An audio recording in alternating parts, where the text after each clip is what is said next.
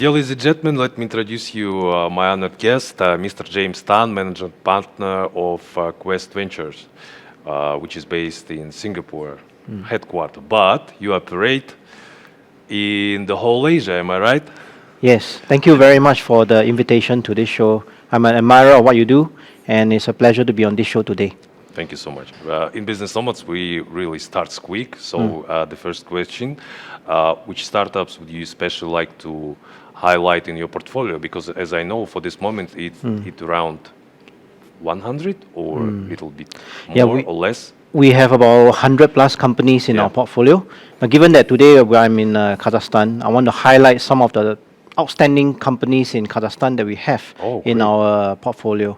And that they also show that Kazakhstan startups can punch above their weight and have a service or product that is liked not just by the Kazakh market, but also globally. Wow. So the number one startup that I have in mind is Cerebra. And Cerebra is stroke detection, and stroke is not a problem that is limited to just the Kazakh market. It's a global market, and Cerebra has, through just outstanding service and very good pricing, already dominated most of the Kazakhstan market and are now exploring other markets, including the US. And so it is a very good example of a Kazakh founder and starting from Kazakhstan and now moving beyond Kazakhstan to go globally. So that's the first company. And then I have several more companies. Let me give you some time to Yeah, just would be list through great. them. Yes, yes, yes. The second one is called Stogram or Stogram. They are in after sales for vehicles. They are dominating an industry that has traditionally been very fragmented and also been very not very transparent to the consumer. And so what they have done right now is to aggregate many of the services that you or I having a vehicle maybe accidentally get into some trouble and now able to get convenient, trustworthy after-sales servicing of the vehicle. And so they've recently raised some funding also. So that's a company that we are also very proud in. And next one is called Python RPA. Python RPA is a no-code automation platform for small and medium enterprises. And what that really means is that many of us running small and medium enterprises have a lot of repetitive tasks, whether it is in processing paperwork and so on. And so they go out to the market, offer their services to system integrators and so on, and which package their services and make life a bit more seamless for small and medium enterprise owners. This is a global market and is demonstrated by their reach of their customers, which are really now global. They have customers as far away as Kenya and as near as, of course, Kazakhstan. Yet another example of a Kazakhstan company or Kazakhstan startup funded by us that really has applications beyond Kazakhstan and now really winning it globally. Thank you so much for these Kazakhstani startups in your portfolio. And would be great if you will fulfill answer for this question with some startups in your portfolio, maybe from Singapore or somewhere else, but you are really, you love them. I mean, you're passionate about them. We have been lucky that we have been investing early into our ecosystem back in Singapore and Southeast Asia. And so as a result, have been investors and early investors into the unicorns of Southeast Asia today. And so some of these unicorns include a company called Carousel. Carousel is in C2C, pre-love or used products that you would sell online through their platform, which otherwise would be in your storeroom gathering dust. So that's Carousel. 3 men and an idea 10 years ago, 11 years ago when we invested in them. And today, really now in all parts of Southeast Asia, employing thousands of people and having a service that everybody knows now just by heart, by name. So that's one, called Carousel. We have another company, also a unicorn now. It's called Shopback. It's on discounts. If you buy something, you might want to have some discounts or some cash back. That is their model. And today, again, having raised several rounds, they are now in many different countries within Asia itself. And that includes as far away as Taiwan and Australia, which is not traditionally part of Southeast Asia. And so they have been expanding quite fast in that. So these are some of the companies that we're back in the early days when the digital commerce and digital economy started to take off, and they are now unicorns in their own right. I think very important question, not only for entrepreneurs, but for venture entrepreneurs. Either how did you get into the venture industry, you personally? Okay, so my personal story is this: in 1999, and I think many of your audience will be maybe perhaps too young to remember, but in 1999 was the first dot-com boom. And I started my first company then, and 2 years later, we sold it for a small amount to a US company looking to expand into Asia. 10 years after 1999, that will be 2009, I started my second startup, but this time in China, which is a much bigger market, and with several other co-founders, raised venture capital funding, and 5 years after that, starting it, we went public on NASDAQ. And so the story is very clear to me that if we, taking aside the shortcomings of the ecosystem back in 1999 in East Asia, where not much venture capital or private equity firms exist. In fact, not many startups exist. So we did not have an ecosystem like what we have today in Astana or Almaty to talk about. And you take that aside, it is still very clear to me that to expand, we needed to raise capital. Capital that really understood that for private, small companies like us, which are growing fast, and so that really means venture capital rather than a bank loan or another government grant. And so we were fortunate that in 2009, when we started it, we had access to venture capital. And that really propelled us to a state where we were able to list it on NASDAQ. And so 10 years after that second startup, which is 2019, then that's when I decided, well, let's raise a fund. Let's raise a venture capital fund to put money behind the startups that we believe in. And so before that, everything has been angel investments. And I know there's a pretty vibrant angel investment scene in Central Asia, in Kazakhstan. And so there is also one in Southeast Asia, a vibrant angel investment scene. But in 2019, that was when I decided, well, let's do a proper fund. And fast forward now to 2023, we have done one fund on average a year, focused on different sectors. So that's my journey from a startup founder to a startup founder and realizing the impact that venture capital can create and now creating funds for that. No, it's very important notice when you real venture entrepreneur, you are not just giving the money to the startup. Also, you're giving him your experience, your expertise, and other things. Am I right? We like to think that we are offering more than just money. Yes. Yes. Yeah. Okay, let's continue. For startups, what startups should pay attention to before meeting with you? Of course, there is a lot of books and all the other things, but sometimes, when people listen and watch podcasts, they want to have like simple answers for simple questions. I think the lowest hanging fruit that any founder can do before they meet any investor is to at least read the website of the investor. That's the minimum that they should do. And it was very obvious yesterday. I mean, when we had our lunch and so on, you were very obviously very well read on what we do at Quest Ventures, and so it was a very refreshing change because many of the founders treat a meeting with an investor as just another meeting. And that cannot be, because if you know through reading the background of the investor, whether it's through the website or through media or and so on, that this investor maybe typically invests 1 million into each company at the Series A stage. And now you are at maybe still a product, no product market fit and so on. This investor may not be applicable now, but could be applicable in half a year, a year's time. So pitch it as if, I know I'm at this stage right now, but in half a year and 1 year's time, can we keep our relationship alive and then talk to you in a year's time? And you know, and you demonstrate that you understand this investor that is at Series A, 1 million and so on. It's a very dramatic difference from many other founders that could be pitching to the same investor at the same time. And if you know that this investor typically invests, let's say, 1 million at each round, then surely this initial meeting is worth 1 million. Surely this initial meeting is worth putting $1 million worth of time, your time as a founder, Yeah. to prepare for. So that you go into the meeting and people think, wow, we really want to work with you. Please let me know when you are ready for the Series A funding, and we'll be ready. As This I- is very lacking. Yeah, as I know, venture capitalists hate wasted time. I wouldn't say we hate wasting time, but we really treasure the amount of time we have, because Yeah. every founder that we meet is another founder that we cannot meet. So we want to make sure that we are meeting people who are really know what we are doing also, just like we hope that we really know what the startup is doing before we meet them. Okay, some life hacks, advice that will suit for any inspiring entrepreneur right now.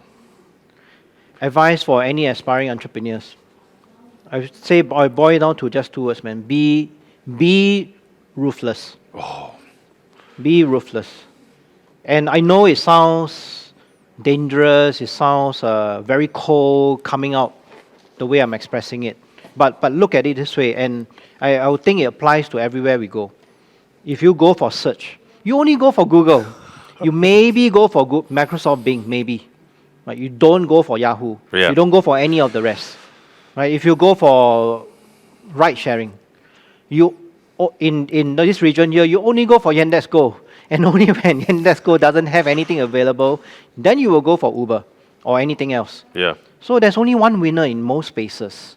And so that requires someone to be utterly ruthless in the way he manages time, in the way he manages his staff, his understanding of his industry that is in, so that he doesn't waste time going down the wrong roads, hopefully, in understanding who are the right investors for him and wrong investors for him. It requires him to be very brutal in the way he treats himself. yeah, It doesn't mean that he then becomes a bad person towards his staff. You can still treat staff very well. yeah, It's just that hire the right staff you need. And if they don't fit, then maybe have a good departure on both sides. The staff will probably like it that you are now dismissing or departing on good terms, rather than prolong a journey where both are not seeing any good outcomes. So be ruthless. I think this is something that many founders, just because many of them are so well educated, they are very, very gentleman or ladylike, so they want to be buddy and friends with fellow founders and so Yeah. on, even in the same space. You can't. There's really only one winner in each field. So you're either competing with him or you're acquiring him. So which guys, one do you I wanna can be? call this advice. It costs like over $1 billion bucks. Really, because it's real. We are going to second part of our interview. What are the hottest topics in venture for, let's say, 2024, not 2023? Well, we are heading into For you personally, as a manager partner of Quest Venture, but maybe in the full, it means for the whole world. I think for venture capital as an asset class, almost 50% of this entire venture capital asset class is dominated or owned by the US. And so many of the trends and the factors that we look at are necessarily driven by the American market. And so going into 2024, we are looking at AI continuing to dominate. It's barely just started in 2023, but I think 2024 will be when we start to have companies that have raised funding in 2023 who are now running out of funding, and then we therefore start to see some of the good companies in AI starting to emerge, and those who have survived starting to emerge in 2024. That's on the startup level. In 2023 and heading into 2024, we are in the midst of what we call a venture capital winter. Venture capital winter, not just in terms of funding for startups, but also in terms of limited partners investing into venture capital funds so that these venture capital funds can invest into startups. So there's a winter right now. This winter is more perceptible in developed markets like US. It is less perceptible in our emerging markets in Southeast Asia, and I would like to think maybe also Central Asia, because I think you're right, yeah. generally our economies are still fast growing. Yeah. In fact, Southeast Asia is the world's fastest growing region. So our economies are still fast growing. Generally, there is a very big, sizable emerging middle class, young, and so these macro factors are still driving our markets forward. But nonetheless, because most of the market is still, 50% of it is still actually dominated or influenced by what we are seeing in the American market, and therefore the effects cascades to where we are. Yeah, you're right. Thank you so much. Differences in the startup ecosystems in Singapore, let's say opposite or not opposite, Silicon Valley, Israel and other regions. Singapore is a small market. It's great. It's a market of just 5 million people, if you think about it. So as a business, as a startup, you do not come to Singapore for the market. You come to Singapore because it is a good launch pad to the rest of Southeast Asia, if not even Asia. You come to Singapore because it is a good financial hub for you to raise funding. It is a good governance hub for you to base your regional, maybe even your international headquarters in. And it is just conveniently located so that you can fly to anywhere at short notice to meet with your team based in Taiwan, meet with your team in Thailand, and so on and so forth. So you come to Singapore because of that reason, to tackle the entire Southeast Asian market. And I think that for Kazakhstan or Central Asia itself, I think Astana and even Almaty to an extent have already very firmly established itself, Astana, as the hub for the entire region. We are seeing people or startups from Uzbekistan coming over here, as far away as Azerbaijan also coming over here to domicile themselves in Astana and to raise funding from the VCs who are here. So the difference is that here we see a slightly more homogeneous market compared to what we see in Southeast Asia. Southeast Asia is many countries, more than 10 countries, different stages of development, definitely different languages, and different currencies even. And so it's a very disparate market. Having said that, we have had companies in our portfolio who have very successfully gone into different markets and adapted their products for the different stage that the market is at. Yeah. So for my advice for startups that are planning to come over to Southeast Asia, come to Singapore first. We are happy to host startups from Central Asia, especially from Kazakhstan, and to introduce them to what the region has to offer. Yeah, as usual, dear colleagues, we have active links and bio of this video, audio, where you're with us. You already, maybe we had this discussion before, but can you give us some specific answers? Why Quest Ventures interested in startups from Central Asia? So Quest Ventures, we pride ourselves as a top emerging markets VC firm. Yeah. And we have done that before in Vietnam in 2016, 2017, when Vietnam was really not in the radar of most people. But fast forward to today, plenty of VC funds operate from there. There are plenty of conferences, plenty of startups. And in the crypto space, in a recent report, Vietnam ranks #1 in terms of number of crypto asset startups. And then for Philippines, this is another market that we have taken an early stake in, and it is fast growing. It's often overlooked, but it has demographics and trends that we like. And so when we look at Central Asia itself, we are looking for several items. Number one, is there a hub where people naturally gravitate to for governance? So we have that in Astana, via Astana International Financial Center. So we have that. Is there a hub where people naturally gravitate to for talent? And I would say that Kazakhstan has that flavor, but so does Uzbekistan and the other countries. But it's somehow talent naturally gravitates towards Almaty for the lifestyle, and also Astana for the concentration of STEM talent that we find there.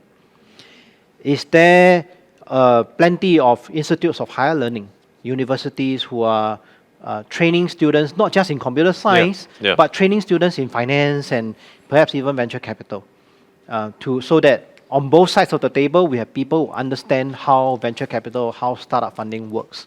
And so there is in Astana, via partnerships that we have also with Nazarbayev University. So there are various of these factors going on. And today, what we are seeing now is that if we are not positioning ourselves right now in Astana or in this region then we are going to very sorely miss out on the wave that's coming. So I would like to think that we are nicely positioned. You know, it's like you told about market. First, Astana hub, like just the idea where I will go with my startup in this region. They already did it. We are going to the third part.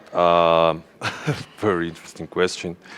And you know the answer because you have real examples in your portfolio. How to become a unicorn? Of course, it depends, but maybe here's some universal example, advice, or Well, you mentioned universal. yeah. So the universal language of the universe is mathematics. So I will just use Wow. mathematics to explain Great. how to be a unicorn. So I think that, and this is something that early stage startups really need to reflect on themselves, because in the last 1 or 2 years when venture capital market was nice, was frothy, everybody wanted better valuations, which is therefore just simply means higher valuations. But let me start from a very low normal valuation of 1 million.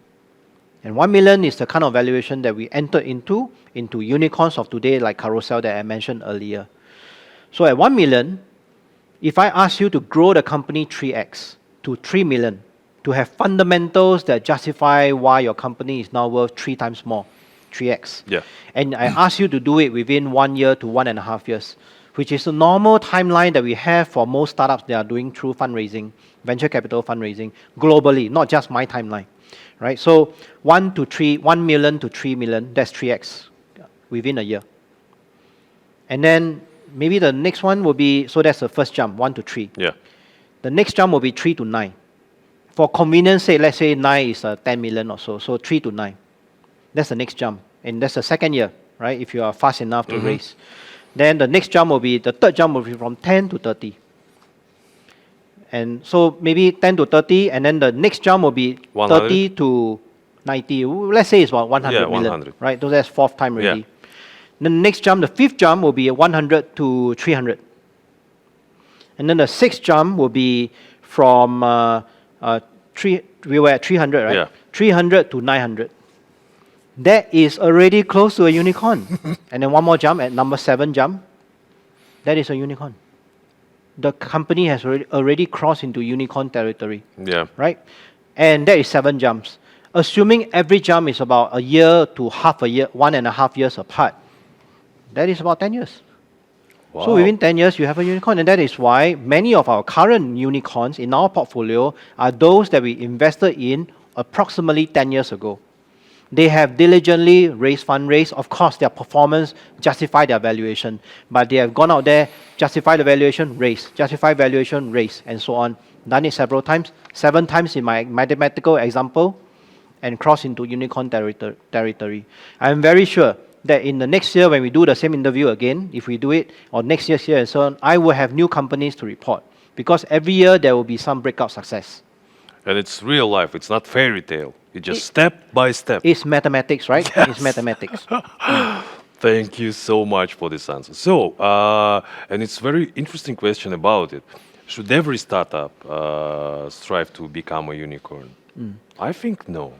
What is your answer? Yeah, so the obvious answer is no. Not every startup should aspire to, and not every startup can even get to become a unicorn. Because what you may be doing as a founder may be very meaningful, but the sector is just not large enough to support the kind of valuations that we are looking for. So it doesn't matter. If you are already dominating your industry, and unfortunately that results in you having a valuation of 500 million, that is not unfortunately true. That is a very sizable and very worthy, very proud valuation. Yeah.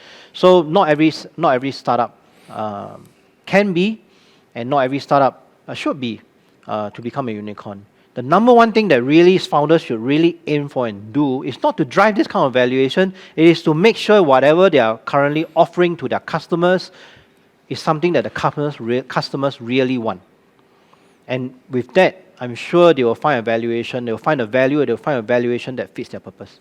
But can I plus something to this really important sentence? You need to have a dream. What do you think about it? Yes. To become a unicorn or to become the biggest in your sector, you need to have a dream. Yes, we all need to have, founders especially need to have a dream. Yeah. But the dream is not reflected in the valuation. The valuation is a reflection of them wanting to become the world's biggest stroke detection engine, the world's biggest no-code platform for SME. And because they are doing well in that no-code platform, therefore the valuation reflects that. Because they have a lot of customers, they have revenue to justify that. And so their vision or their dream must be, I want to be the world's biggest in something, and that somehow reflects back into their valuation. And remember, even if the valuation is not $1 billion, it's okay. It's okay. Yeah. Yeah. And you do it to startups venture, as you said before the interview yesterday, on this great most hub terrace, to do something big. And the question is, how big? Is it in digits or in what? So this is something that in our due diligence, in our conversation with founders, we try our best to discover. Some people want to be a big fish in a small pond. Some people want to be a small fish in a big pond. For both approaches, there are winners. Right? If you want to be a money changer, right, and you want to be a money changer, you can be a very big fish. Yeah. But in countries where you can reasonably transact with, and that's something like Wise, right? So you can be, and then eventually from that small base, you grow to become the big company, maybe unicorn that you are today. To be honest, most VC firms are looking for unicorns because the fundamentals of VC economics as running a business as a venture capital fund is to drive unicorn outcomes. So we are obviously looking for that. But we also want to be mindful that we are helping founders, we are helping entrepreneurs to really fundamentally reshape an industry in a way that perhaps is better for the world. But at least better for the industry that they are trying to reshape. It could have been a pollutive industry, and because they reshape it, now it's better, more sustainable.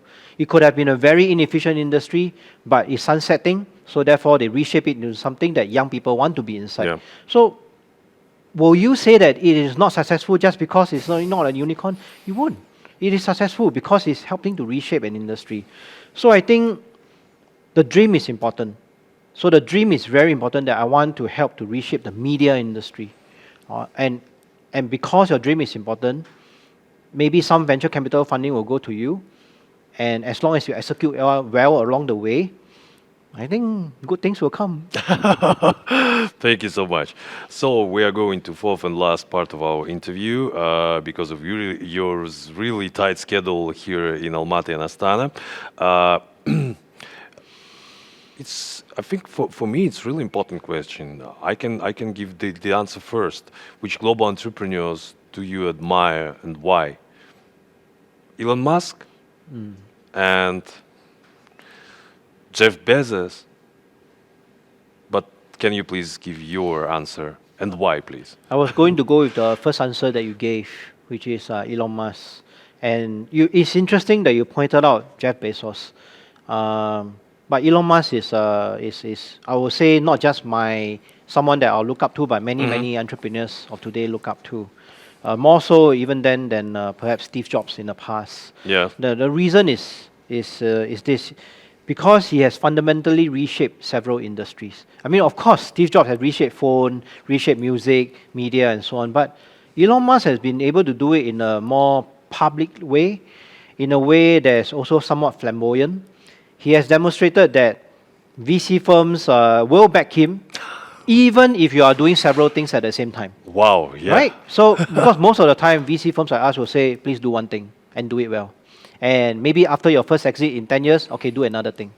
But Elon Musk has demonstrated that you can be very successful, throw your branding behind it, throw your personal wealth behind it, and build several industry-changing companies at the same time. And what is more important is that Elon Musk has demonstrated that something as far out there as going to Mars Yeah. can be done. As far out there as linking up the world with satellite internet can be done without government perhaps with some government backing in the initial days when he started SolarCity and Tesla. But going forward with personal wealth, you can actually make fundamental shifts in industry. So then my challenge is this: why are all these heroes coming only from the US? Why are we only familiar with these heroes coming from the US? Why not someone from other major ecosystem? India, China. Of course, we always talk about Israel, which is a small market, Yeah. but has been traditionally churning out globally changing companies. And then, of course, not to forget Asia and then Central Asia itself. Where is our next hero?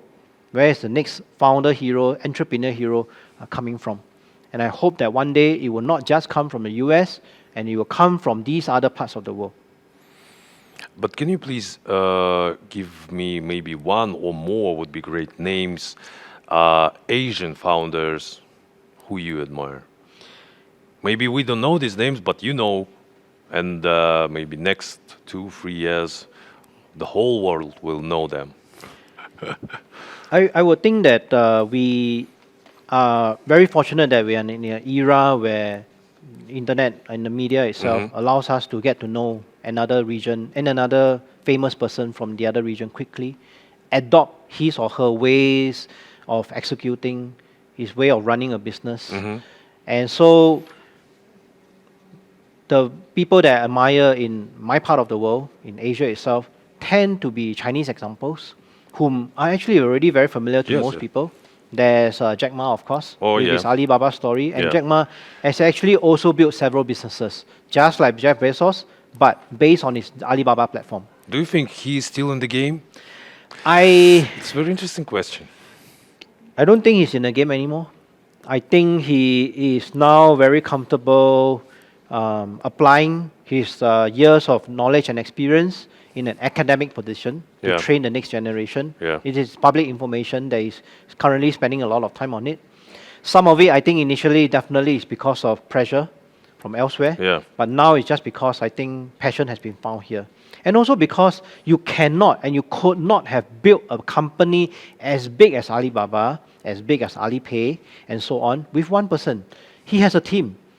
And the team needs to have their time in the sun. They need to rise up and they need to be able to drive things. Yeah. And they are driving things. So why should one person continue to be dominating the conversations? So if I flip the conversation to the US portion, it'll be, where is the second in command at SolarCity? Where is the second in command in Tesla? And so on, that can take over Elon Musk should something unfortunate happen. So I think Jack Ma has already put in place a lot of succession path for his various different companies, and that these guys are already doing the best they can. So my hero really goes back to Jack Ma from China. Okay, great. Um, it's a very important question. Maybe part of it was part of the answers for this question was for this moment in our interview. But how to keep faith in yourself, in your product, your idea, your business? What I mean, every day, or every week, or every month. Because you, as entrepreneur, and after that venture investor, I think you have the answer for this question. Thank you for that. I hope I have the answer. But it is just my answer. I think even running a VC fund, I still feel that I'm an entrepreneur. I have to take care and make sure that the company has the financial resources to hire the people it wants, to do the activities that it wants. Yeah. And so what keeps me going is going back to much earlier that I mentioned, the founder must be ruthless. Ruthless with the time, ruthless to what we focus on. And so I've made a decision very early on that because we are investing and because we cannot be subject matter experts in every field that we choose to be in, therefore different funds will have to be set up to focus on different areas. And different funds will have different experts running the fund and investing into the area that they are experts in. Yeah. Rather than one big fund and rolling out bigger and bigger and bigger funds, which is the really traditional method that we see many funds do. I hesitate about that because it requires many different voices, many different people who are well respected in their own right to come together and group think. I don't want group think. Groupthink doesn't result in unicorns. Groupthink means that everything is just happy-go-lucky. Everybody is, happy together. It doesn't result in great outcomes. It will result in good outcomes. Yeah. And so that has already been demonstrated in some small extent in Socoa, which has also broken up into 3 different parts. And now we see some healthy competition happening Yeah. in our region, where the ex-Socoas are now coming in with their new brands and saying they want to compete for deals. And we know they are all subject matter experts in their own right, and we look forward to working with each of them. So I think, just coming back to keeping faith, I really believe in venture capital as an asset class that can truly impact founders, disrupting industries that they believe in. Yeah. It is my job, it is our team's job to find these entrepreneurs. To do so, we have thematic funds, thematic subject matter experts to look for these people. Thank you so much for your job. And we told about Elon Musk, serial entrepreneurship, or one thing for life.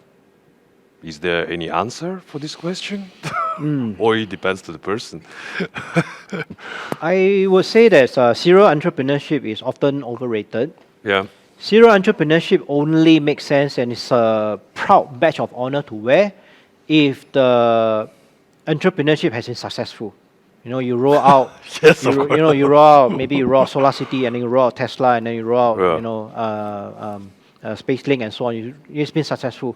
But also we have been seeing founders come to us and they have had several strings of failures. Of course, we think failure is a good learning curve, but sometimes there can be too many. Yeah. So there has to be a track record of success in order to call yourself a serial entrepreneur. Otherwise, to be honest, the person is just a serial failure. So whenever you do, make sure it's a success. Yeah, yeah. It's precise answer for this question. Thank you so much. 2 last questions. First of all, it's really important whenever you're a young person or you're 40 plus years old, how to combine entrepreneurship, business, startups, and family. Why do Because the family is really important, man. why do you break up young person and 40 plus years old? 40 plus years old is also young, Yeah, Elon Musk is like 40 something also. So 40 plus years old, I'm 40 plus. Yeah, we're still young. Yeah, still young, still Yeah. young. I think people are getting older and older. They are Yeah. living longer and longer. So I think we will have to shift away from a mindset that we have to retire at 65, 55, and so on. And so this is something that we'll have to grapple with as the world, because when people are living longer, there will be more constraints on our resources and so on. Yeah. But so that's another topic for another day. So the way to balance is, I've always felt that it's very meaningful to engage my kid at work. And so she's 6 years old. She's very young.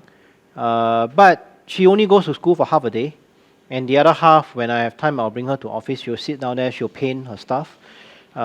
She Do will you have draw time her to stuff. explain her processes? Are It's you a doing bit this? difficult. It's a bit difficult. I think one day she'll understand. But at that moment, at least she knows that she has to, for example, if there's a meeting, she'll sit properly. She will not run around asking for attention. So, and of course, given that I can see her and she can see me, it doesn't feel like I'm away from family for too long. Yeah. So it's a good way to balance. I find that that's always been a good way to It's balance. great advice came from you. Take your children to your job. Maybe just once a month, but please do it. I do that more than once a month. I do that. And of course, now we work from home too, right? Yeah, So work yeah, from home is also a very good balancing act when it comes to balancing family and work. So that has been very helpful. I know many businesses are now thinking about moving back to work from office, but for now, we are still going to be work from home for part of the week and then work from office for most of the week. And the last question, 50% of our audience worldwide, but very important, 50% other are in Kazakhstan and Central Asia and some of CIS countries. So the question is, it's maybe advice or your ideas that are still not realized to grow up, to make our startup and venture ecosystem better in our region? Of course, we discussed this on this terrace. Like buildings are same, the things are same, but maybe some. Okay, I can have a long answer to it, but I'll keep it short. I'll nail it down to 5 different points. And these 5 ingredients are necessary for any startup and innovation ecosystem to succeed. Yeah. And so these 5 are this: corporates. Oh. Corporates are important not just in terms of corporate venture funds, but also in them having a mindset to adopt services and products from startups, and not always buy from the IBM and the Lenovo, but buy from startups. So corporates. Next is government. In Singapore, where I'm from, government has taken an active role in shaping the ecosystem together with private sector players like us. And so we have been an advocate, an active participant in how some policies are shaped to give out grants, to give out funding for emerging venture capital firms, and so on. So I think government is important in that. And government also is important in knowing when to keep out, so that they are not necessarily killing an industry before it has a chance to take off. Yeah. So there is a saying that innovation leads and regulation follows. So you will have a lot of mess in the beginning. When Uber went to the market 10 years ago, it's a mess. And then the regulations came in after that. But the net effect after that is that many people now benefit from being able to call a cab on their phone. So innovation has to lead first. There will be some mess. There will be outcry from consumers. It's a necessary part of the innovation process. Regulations come in thereafter to make sure that payments are smooth, everything is okay on the up and proper. And that's it. Ultimately, everyone benefits. So that's government. Next is institutes of higher learning. Oh. Our institute of higher learning includes universities, polytechnics, and not just in business, but also in STEM education. Yeah. And not just in the churning out the next generation of people who can work, but also the researchers inside there who are researching tons and tons of research that are not being commercialized. And that IP treasure trove is something that really needs to be looked into, that why is so much funding going into it that is not being commercialized? Can there be a more systematic approach to commercialize this intellectual capacity that is now documented but just sitting in the shelves? So that's institutes of higher learning. Next is risk capital. Risk capital includes not just VC firms like us, but the entire value chain from angel investors, seed investors, all the way down to private equity firms, sovereign wealth funds. So we see that in Central Asia. We see that primarily driven by Kazakhstan, where we see a very sizable angel investor base. Some come and go. Some continue to persist and invest a lot and seeing very tangible financial returns.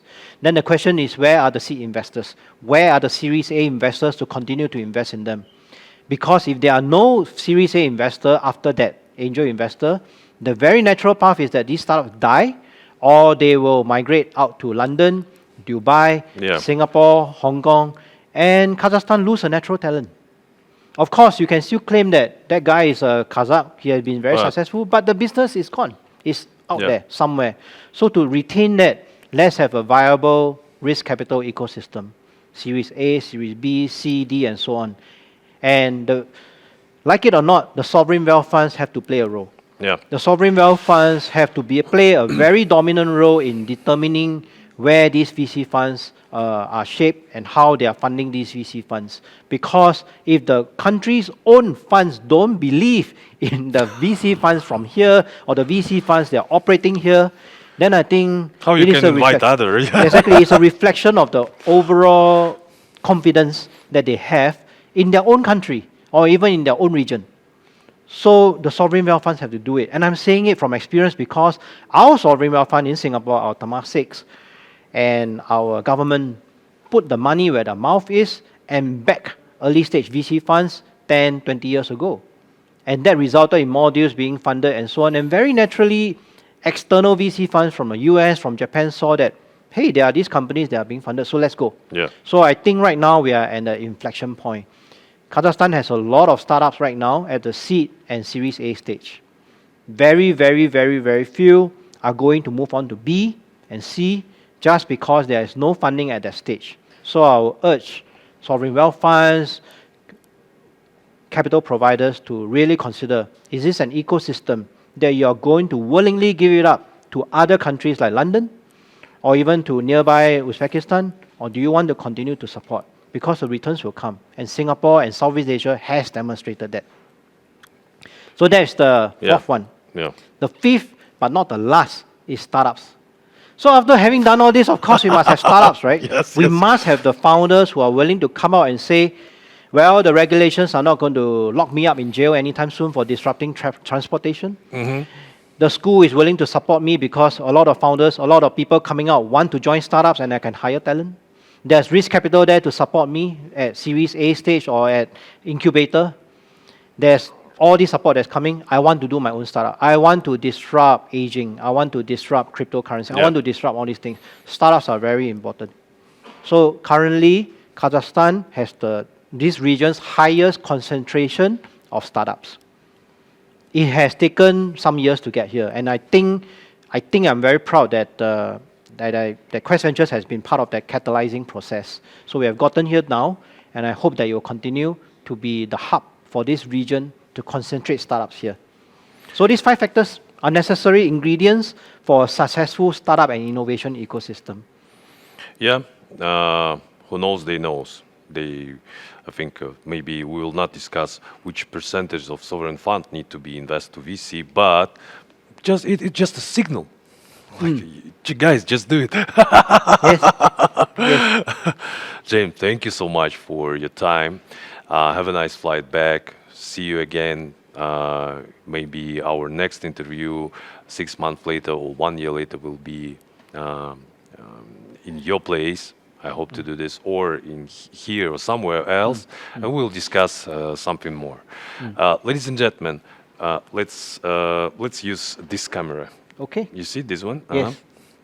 Ladies and gentlemen, I want to appreciate our honored guest, James Tan, who is managing partner of Quest Venture firm, but he's not just a venture capitalist, he is venture entrepreneur. Thank you for that. Yeah, thank you so much. Thank you.